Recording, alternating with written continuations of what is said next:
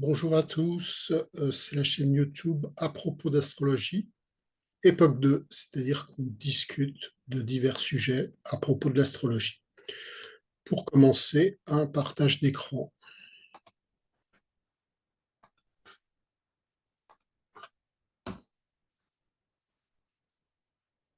Alors tout d'abord, et comme d'habitude, si vous regardez cette chaîne pour la première fois, je vous conseille plutôt de commencer par regarder la vidéo à propos d'astrologie sommaire qui vous explique la façon dont s'organisent les vidéos de cette chaîne.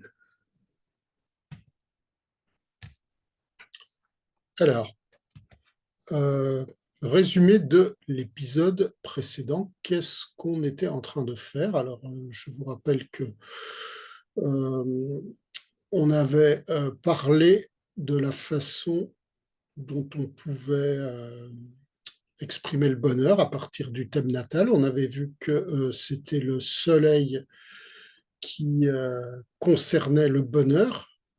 Et dans la vidéo précédente, on avait vu comment les 6 premiers signes vivent le bonheur à partir du soleil. C'est-à-dire que si vous êtes né sous le signe du bélier, par exemple, ça veut dire que le soleil à votre naissance se situait en bélier et, vous avez donc euh, le mode d'emploi bélier pour devenir heureux. On avait vu ça à la vidéo précédente. Le bélier, le taureau, le gémeaux, le cancer, le lion, la vierge, comment s'y prennent les gens qui ont le soleil dans ces signes pour se sentir heureux. Alors évidemment, aujourd'hui, on va s'occuper des 6 signes suivants.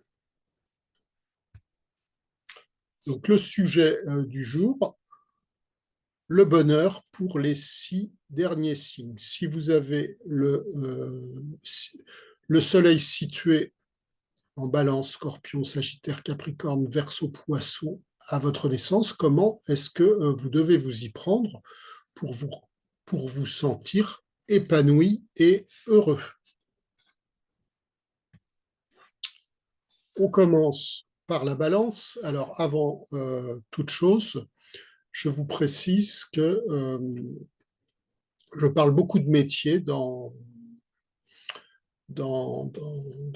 ces vidéos par rapport aux directions d'épanouissement, mais vivre un métier, c'est pas la seule façon de s'épanouir. Il est tout à fait possible, même si on n'a pas de métier, de s'épanouir via une activité ou autre, hein. Il y a 1000 façons de s'épanouir. Alors évidemment, je parle des métiers parce que c'est la manière la plus habituelle de s'épanouir, et c'est aussi parce que bien, ça donne une idée assez précise de la façon dont le soleil en signe s'exprime. Alors je précise aussi une deuxième chose, c'est que en ce qui concerne les 6 premiers signes, ce sont des signes de printemps et d'été. Euh, les personnalités des signes sont assez tranchées. Pour les 6 derniers signes, la situation est un peu plus complexe, donc automne et hiver, les signes sont plus, on va dire, nuancés, moins d'une seule pièce. Alors commençons par la balance. Alors vous vous étonnerez pas que la direction d'épanouissement de la balance, c'est l'équilibre. Euh, une balance pour se sentir épanoui doit se sentir en équilibre. Alors, qu'est-ce que ça veut dire en équilibre? Bon, et comment se concrétise l'équilibre? Alors, en tout cas, pour se sentir épanoui, la balance doit se sentir en équilibre dans son environnement et avec les personnes qui l'entourent. Ça, c'est la condition sine qua non pour que la balance se sente en équilibre. Alors, il y a 3 axes d'équilibre. Alors, premier axe, esthétique. Alors, la balance, c'est le signe de la beauté. Quel rapport avec l'équilibre? Eh bien, la beauté, ce sont les formes harmonieuses, l'harmonie dans les couleurs, l'harmonie dans les formes. À partir du moment où il y a de la beauté quelque part, il y a une harmonie, il y a une esthétique et, en un mot, un équilibre esthétique. Et la balance est très sensible à ça, hein. La balance a besoin de se sentir dans des environnements où règne une certaine harmonie esthétique. Le deuxième axe, c'est l'harmonie relationnelle. Il est nécessaire pour une balance de bien s'entendre avec les gens qui l'entourent. Les clashs, les conflits, etc., ça, elle n'aime pas ça du tout. La balance, c'est le signe euh, avec lequel on s'entend bien, on se passe bien, c'est en équilibre, tout le monde est content. Bon. Et le troisième axe, c'est l'axe affectif. La balance, c'est le signe de l'amour. Euh, la relation affective, l'association avec l'autre, je vis quelque chose de vraiment harmonieux et je me sens bien avec l'autre. Je vis un amour, je vis l'amour, ça c'est la balance. Voilà les trois axes principaux d'épanouissement de la balance. Si vous voulez être heureux en tant que balance, il faut vous investir dans un de ces trois axes. Vous pouvez vivre un grand amour durable, vous pouvez bien vous entendre avec un groupe d'amis ou un groupe de professionnels, ou vous pouvez euh, expérimenter une recherche esthétique dans l'art. Voilà, ce sont des exemples. En tout cas, à chaque fois, la notion d'équilibre est importante. Alors, les métiers concernant la balance, alors le service public, alors pourquoi service public? On est au contact des gens, on leur rend un service et puis on leur apporte aussi un sourire, on leur apporte de la chaleur humaine, etc. C'est cette dimension-là de la notion de service qui est importante pour la balance. Ce n'est pas seulement le service à la manière vierge, on est dans l'efficacité avec la vierge, non, la balance, c'est le service, mais avec une dimension humaine, hein. On apporte de la chaleur humaine, hein. Alors, le droit, et plus généralement la justice, c'est lié à l'équilibre, hein. Je vous rappelle que le symbole de la justice, c'est une balance. Il est donc tout ce qui concerne les métiers liés à la justice sont en affinité avec la balance. Avocat, juge, etc., etc. Il est important que les choses soient équilibrées. Alors, les ressources humaines dans une entreprise, hein, gérer les gens de façon à ce que tout le monde soit satisfait, ça c'est balance. Alors, les métiers de l'art, la recherche esthétique, hein, l'art de la mode, hein, rechercher comment des vêtements peuvent avoir des, un bel aspect, une belle forme, la recherche des couleurs, de l'harmonie, la culture, hein, tout ça, c'est la balance. L'archétype de la balance, le diplomate. Le diplomate, c'est quelqu'un qui cherche à trouver un compromis entre plusieurs parties qui n'ont pas les mêmes intérêts. Le diplomate, c'est celui qui trouve le point d'équilibre entre plusieurs personnes qui n'ont pas le même avis. Donc ça, c'est très lié à la balance.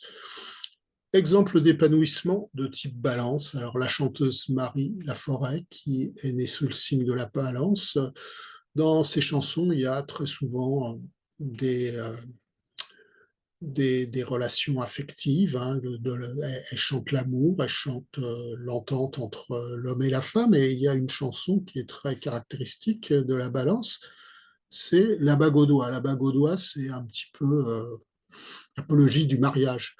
La Balance, c'est le signe du mariage où deux personnes s'associent pour vivre une histoire d'amour. Alors, quand vas-tu te décider à me passer la bague au doigt? Bon.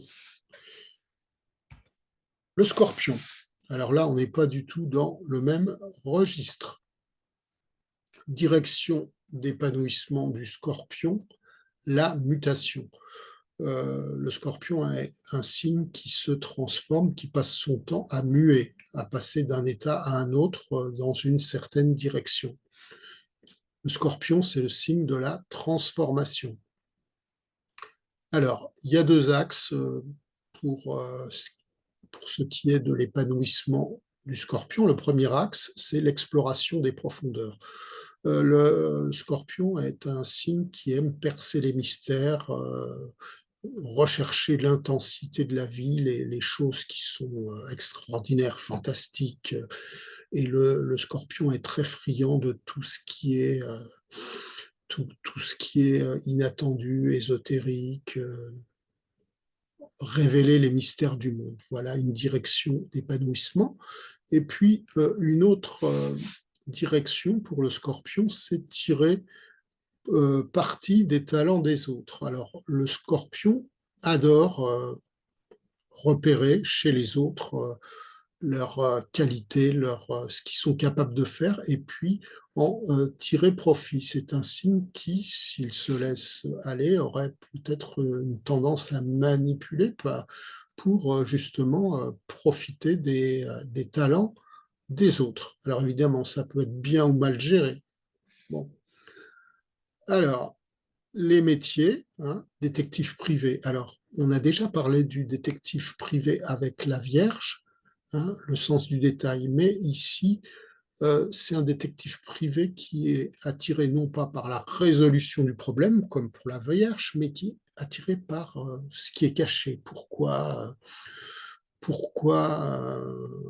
telle personne fait ceci? Alors on met son nez un petit peu partout, ça c'est du Scorpion, et là, le détective privé Scorpion, il fait ce métier savoir, pour en savoir plus, pour savoir ce qui se cache derrière telle ou telle personne. Bon, boursicoteur.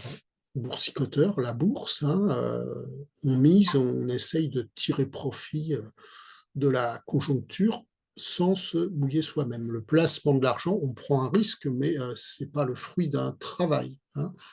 Si j'ai du flair, le Scorpion, c'est le signe du flair, je sais où est-ce qu'il faut que je place mon argent euh, pour le faire fructifier, et ça, c'est très motivant pour un Scorpion. Alors, psychiatre. Psychiatre, c'est une personne qui scrute son, son, son patient pour savoir ce qu'il a au fond de lui. Ça, c'est l'exploration des profondeurs. Paparazzi, c'est un petit peu comme détective privé. C'est quelqu'un qui fouille, qui scrute, qui est à la recherche des détails croustillants. Ça, c'est du Scorpion. Alors, fausse sceptique, c'est... Alors, j'aime bien citer cette petite anecdote. Chez moi, un jour, j'ai fait appel à des ouvriers pour parce que ma fosse septique avait un problème. Et à un moment donné, il a fallu euh, plonger dans la fosse septique parce qu'il y avait un problème. Alors, une fosse septique, je ne vous fais pas un dessin, mais ce n'est pas un endroit très, très agréable. Hein. Bon, alors il y a un ouvrier, un genre de héros qui a plongé, qui a cherché, qui a résolu le problème. Je lui dis, ah, bah, vraiment, il faut avoir du courage pour mettre le nez là-dedans. Et alors après, j'ai regardé, ah tiens, il y avait une petite médaille, cet ouvrier. Alors, c'est pas courant parce que les ouvriers, c'est plutôt des gens qui aiment pas trop les colifiches. Et ben lui, il avait une petite médaille. Et qu'est-ce qu'il y avait sur cette médaille? Le signe du Scorpion, ah ben voilà, on fouille, on creuse, on met les mains dans le cambouis pour...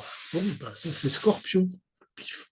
Les pompes funèbres. Alors, la mort, c'est aussi un secteur privilégié pour le Scorpion parce que la mort, c'est quand même la plongée dans un autre monde. Hein, et ça, le Scorpion, il est à la fois fasciné et effrayé par ça, mais le métier des pompes funèbres, c'est un métier en analogie avec le Scorpion. Alors, l'archétype du Scorpion, c'est l'alchimie, l'alchimiste. Évidemment, l'alchimiste, c'est quelqu'un qui change le plomb en or. Hein, la matière vile, le plomb, elle va se transformer grâce à l'alchimiste en métal noble, l'or, la transformation, la mutation, c'est du Scorpion. Exemple d'épanouissement de type Scorpion. Alors, un chanteur Scorpion, Gilbert Bécaud, très connu, fait une chanson, La vente aux enchères. Et dans cette chanson qui raconte, c'est une petite histoire, hein, où c'est quelqu'un qui vend aux enchères. Mais il vend aux enchères quoi? Pas des objets, non, pas du tout. Il vend aux enchères des éléments biographiques qui le concernent. Alors, par exemple, il vend un coup de pied au cul qu'il a reçu et qui lui a permis de quitter sa maison et puis de faire fortune. Il vend un chagrin d'amour qui l'a ébranlé et il vend la mort du héros. Hein. Alors, vous vous rendez compte que cette personne, elle arrive à se faire de l'argent avec rien du tout. Enfin, c'est pas rien, c'est des éléments biographiques, mais c'est pas du concret. Il arrive à faire de l'argent avec rien. Ça, c'est du Scorpion. Et puis, il tire profit de la mort. Ah, ça, c'est très, très Scorpion aussi, les pompes funèbres. Hein. Cette chanson, elle est très, très marquée par le Scorpion. Alors passons à un signe encore très différent. Hein. Deux signes qui se suivent sont toujours assez différents. Alors, le Sagittaire. Direction d'épanouissement du Sagittaire, l'exploration. Pour vous sentir épanoui en tant que Sagittaire, il faut que vous alliez ailleurs. Que vous alliez ailleurs voir ce qui s'y passe. Bon. Alors, trois axes pour le Sagittaire. Le voyage. Alors évidemment, un voyageur, c'est une personne qui, par nature, va voir ailleurs. Hein. Voir ailleurs comment ça se passe, les pays étrangers, les environnements qui ne ressemblent pas à celui dont on part. Hein. Bon. Donc, si vous avez une activité, un projet qui vous fait voyager et que vous êtes Sagittaire, c'est une bonne idée, ça. Hein. Alors, autre façon d'aller ailleurs, c'est la connaissance. Vous découvrez des choses extraordinaires, des... vous formez, vous ouvrez l'esprit sur la philosophie, la religion, la politique, vous lisez, vous découvrez plein de choses. Ça, c'est Sagittaire. Mais alors, on peut le dire, ah bah oui, mais le Gémeaux, c'est un peu pareil, la connaissance, l'amour de la connaissance. Oui, non, mais c'est pas pareil. Parce que le Gémeaux, c'est plus, on va dire, superficiel, c'est plus premier degré. Hein. Le Sagittaire, c'est vraiment des connaissances qui vous emmènent ailleurs, loin de votre environnement proche. Et puis, troisième axe pour le Sagittaire, c'est la construction de la société. Le Sagittaire, il va voir ailleurs, il voit plein de choses complètement exotiques, mais qu'est-ce qu'il aime faire de tout ce qu'il découvre? Eh bien, il veut faire en sorte que tout le monde en profite et que ça se structure au sein d'une société hein, qu'il aime, dans laquelle il aime apporter sa contribution. Hein. Alors la construction de la société, la structuration, hein, en fait, qu'est-ce que c'est construire une cité? C'est passer du domaine individuel au domaine collectif. Et ça, c'est une façon d'aller ailleurs. je pars de mon petit moi et je me retrouve avec tout un groupe social. Voilà, ça c'est du Sagittaire.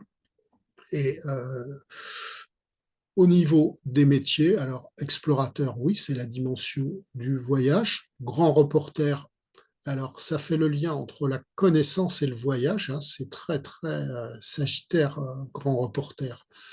Professeur d'université parce que c'est l'enseignement de la grande connaissance, hein. Euh, et puis, alors politique, la construction de la cité, l'homme politique est par nature la personne qui permet de guider les autres vers une organisation sociale.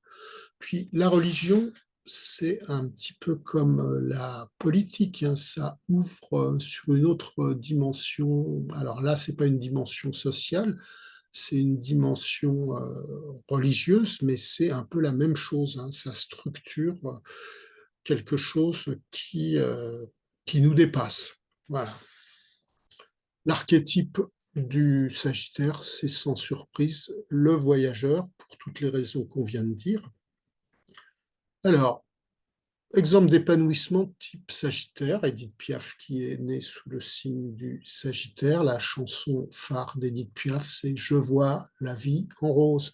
La vie en rose, cette chanson qui est un petit peu une ode à l'amour, hein. Je vois la vie en rose. Alors, la vie en rose, alors, une caractéristique du Sagittaire, c'est son éternelle bonne humeur, sa joie de vivre. Un Sagittaire est toujours content de son sort. Il a tellement foi en lui que il est toujours de bonne humeur. Et alors là, pour la Sagittaire Édith Piaf, voir la vie en rose, ça reflète bien cet optimisme congénital du Sagittaire. Le Capricorne, encore un signe très différent du précédent. Euh, la direction d'épanouissement du Sagittaire, c'est l'ambition. Alors, le symbole du Sagittaire, c'est une chèvre, hein, qui gravit un versant escarpé d'une montagne pour atteindre le sommet. Ben ça, c'est le symbole de l'ambition. Il veut grimper, le Sagittaire, grimper toujours plus haut avec méthode.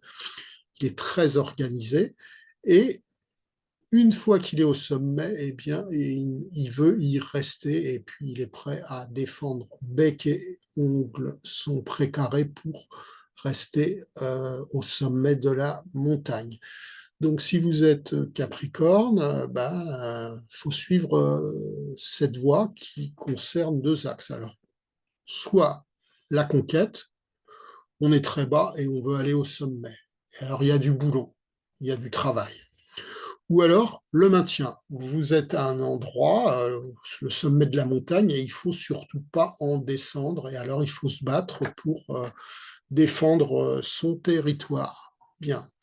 Alors, les métiers militaires. Je vous rappelle qu'on a déjà parlé des militaires avec le bélier, mais ici, c'est pas la même optique. Avec le bélier, c'était obéir aux ordres, aller dans l'action immédiate. Mais ici, il ne s'agit pas de ça, il s'agit de monter en grade, hein. L'armée, c'est une structure très organisée, alors où on commence. Alors, en général, simple soldat, seconde classe, et puis on monte en grade petit à petit. Alors, le Capricorne, là-dedans, il adore rêver fantasmer sur le prochain grade qu'il vise et il va tout faire pour essayer de, de, de, d'obtenir cette promotion dont il rêve. Alors, chercheur scientifique, alors avec sa méthode, avec son organisation très efficace, le métier de chercheur est prédisposé pour un Capricorne. Il cherche à découvrir une grande. Il travaille sur un projet très ambitieux de recherche et puis il fait tout pour y arriver. Ça, il s'enferme dans son laboratoire, il mobilise toute son énergie intellectuelle pour découvrir ce qu'il y a à découvrir. Bon, alors l'alpiniste, C'est très simple à expliquer, hein, il gravit le sommet de la montagne, hein. Alors, juge. Alors, c'est pas juge type balance qui vise le respect, dont l'objectif est l'équilibre. Là, c'est le juge, le garant du maintien de la loi, hein. Enfin, c'est une manière de maintenir l'ordre, hein. On a vu les deux axes, la conquête ou le maintien. Et ben, juge, c'est le maintien de l'ordre. Vous n'avez pas le droit d'enfreindre la loi. Et si vous le faites, eh ben, vous me trouverez sur votre chemin. C'est moi qui suis le garant de l'ordre. Gardien de phare, c'est un peu pareil. Je suis au sommet du phare, un peu comme si j'étais au sommet de la montagne. Et puis, je fais en sorte que les bateaux soient éclairés grâce à moi. Je suis le garant de la visibilité sur la mer. Contrôleur fiscal, c'est comme juge. Je suis le garant que vous ne trichez pas avec votre argent. Bon. Chef d'entreprise. Alors, on a déjà parlé de chef d'entreprise pour le lion, mais ici, chef d'entreprise, c'est au sens ambition. Je démarre avec rien et puis je construis petit à petit ma société de façon à ce qu'elle soit la plus prospère possible. Je gravis la montagne de cette façon. L'archétype, c'est l'ermite seul au sommet de sa montagne qui médite sur son sort. Exemple d'épanouissement de type Capricorne. Jean Ferrat, né sous ce signe, il y a une chanson qui est très très capricornienne que je vous invite à écouter, qui s'appelle Loin. Loin, loin, j'irai plus loin. Alors, cette chanson, elle commence loin, loin, il y a loin de la vie d'homme à laquelle on aspire. Alors, en fait, il y a loin. Alors moi, j'ai des aspirations en tant que Capricorne, j'ai une très grande ambition, mais c'est très loin, j'ai beaucoup de chemin à parcourir. Mais je suis déterminé à y aller, j'irai plus loin, même si ça doit me coûter cher, hein, ça vraiment très Capricorne. On arrive au Verseau, hein, Verseau, dont la direction d'épanouissement, c'est le progrès. Donc, pour qu'un Verseau se sente épanoui, il faut qu'il contribue au progrès du monde d'une façon ou d'une autre. Bien. Deux axes possibles, innovation. J'apporte des choses auxquelles personne n'a pensé qui vont contribuer à améliorer le monde. Et puis deuxième axe, révolte. La société va mal, je ne suis pas d'accord avec ce qu'on dit, ce qu'on fait. Il faut trouver une autre voie. Et je vous propose une autre voie, suivez-moi et ça va aller mieux. Mais alors, je vais à contre-courant, c'est difficile. La révolte. Alors, les métiers Verseau, inventeurs, hein, j'ai trouvé des inventions géniales auxquelles personne n'avait pensé, hein. On est dans l'innovation avec l'inventeur. Militant écologiste, hein, bon, ben, on améliore le monde, on est à contre-courant. Alors, de moins en moins, l'écologie est de plus en plus reconnue, jugée nécessaire, mais c'est encore plus ou moins marginal. Et un militant écologiste, alors voilà, vraiment, c'est en harmonie avec le Verseau. Un astrologue. L'astrologue, c'est quelqu'un qui est au cœur d'une certaine vision de l'univers, du cosmos, et puis qui aide les gens avec cette vision anticonformiste à trouver des réponses à leurs questions, hein. La fonction d'astrologue est liée au Verseau de tout temps. Alors, agriculteur bio, c'est un peu comme militant écologiste, hein. Le bio, c'est un peu marginal, et bien le Verseau aime bien tout ce qui va à contre-courant. L'archétype du Verseau, c'est le rebelle, hein, la révolte, sans surprise. Alors, un exemple d'épanouissement type Verseau, Maxime Le Forestier, né sous le signe du Verseau. Vous avez la chanson San Francisco, la Maison Bleue. C'est une maison bleue adossée à la colline. On y vient à pied, on ne frappe pas. Ceux qui vivent là ont jeté la clé. Alors voilà un exemple de lieu style Verseau où on est libre. Il y a de la liberté, il y a de la fraternité, tout le monde s'écoute. C'est un peu marginal, voilà, un état d'esprit Verseau.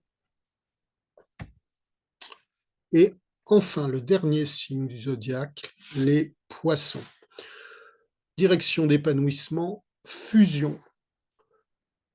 Le poisson se sentira heureux s'il se sent uni, un avec le reste du monde, alors que ce soit son petit groupe d'amis, son entreprise, enfin, il faut qu'il se sente relié aux autres.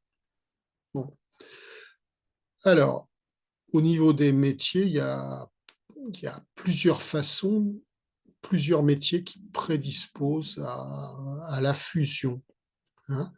Alors, dans l'art, un artiste, alors il y a plusieurs façons, il y a plusieurs sortes d'artistes, hein. L'artiste balance recherche la forme. L'artiste scorpion recherche la provocation. L'artiste poisson recherche la fusion. Notamment, par exemple, le peintre, hein.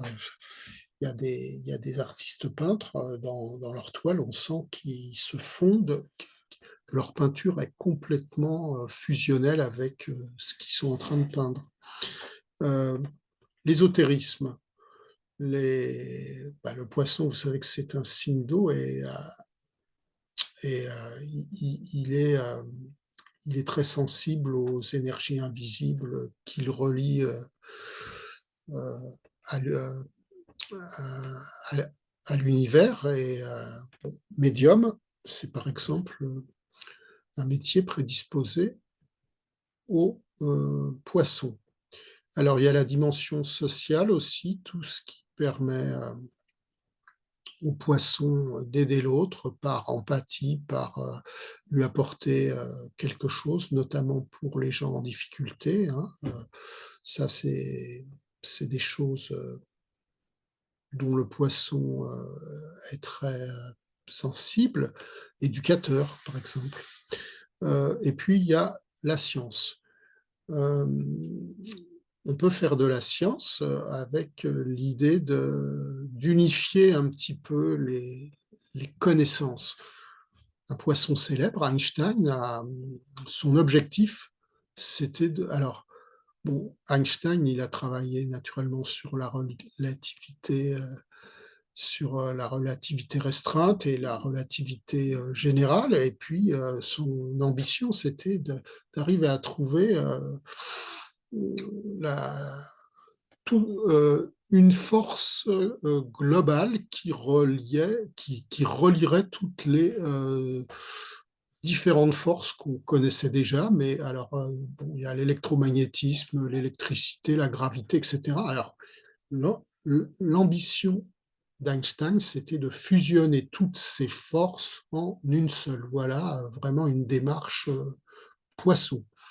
Alors sinon, vous avez les astronomes qui sont des scientifiques, ça c'est très poisson, hein, enfin, l'infiniment grand. Bon, voilà. Alors l'archétype du poisson, c'est le prophète. Bah oui, avec la dimension mystique, ésotérique, hein, le prophète, c'est celui qui est à l'écoute des messages divins et qui les transmet aux humains, aux hommes. Bon, ça c'est du poisson. Euh, exemple d'épanouissement type poisson. Alors, il y a la chanson de Boris Vian, Le Déserteur, que tout le monde connaît et dans cette chanson, c'est: «Je ne suis pas sur terre pour tuer les pauvres gens». Hein, c'est, évidemment un poisson qui est en fusion avec, avec les autres, la dernière chose auquel il pensera, c'est les tuer, hein, voilà, un cri du cœur du poisson, Boris Vian. Bon, alors, pour finir, puisque je publie cette, vidéo le 1er janvier, premier jour de l'année 2024, je souhaite à tous ceux qui m'écoutent, une très bonne année 2024. Il va se passer plein de choses qui, je l'espère, seront positives et feront avancer, le monde. Et puis vous, personnellement, je vous souhaite, de réussir et d'être, là, ces vidéos-là sont sur le bonheur, de trouver votre direction, d'épanouissement. Alors, dans la prochaine, vidéo, la prochaine discussion, je vous parlerai, d'astrologie karmique. Alors déjà, à quel genre de questions l'astrologie karmique peut-elle répondre? Qu'est-ce que c'est la dimension karmique? Bon, tout ça, on en discutera. Alors, nouveau rythme de publication. Vous savez que jusqu'à présent, je, publiais, les vidéos chaque lundi. Alors, j'ai décidé de procéder autrement parce que je constate que, il y a un nombre assez important de gens qui regardent mes vidéos. Je suis satisfait du nombre de gens qui les regardent, mais par contre, il y a peu de pouces levés, peu d'abonnements, et j'ai un petit peu, l'impression de travailler pour très peu, de gens. Donc ça, c'est dommage parce que ce que je fais, m'intéresse, mais il serait nécessaire pour moi que ça touche davantage de gens. Alors, je demande à tous ceux qui me suivent, tous ceux qui regardent mes vidéos, de faire un effort particulier pour mettre des pouces levés. J'ai actuellement 24 abonnés, c'est pas mal, enfin, évidemment, je ne me compare pas aux chaînes qui en ont des milliers, mais 24 abonnés, pour moi, c'est déjà pas mal. Alors si chaque abonné me mettait un pouce levé, j'en aurais au moins, plus d'une vingtaine. Or là, j'en ai en moyenne, 4 ou 5 par, vidéo. C'est pas assez. Donc ce que je vous propose de faire, alors évidemment, si vous me suivez, réflexe rapide, un pouce levé. C'est facile, hein, ça dure 1 seconde.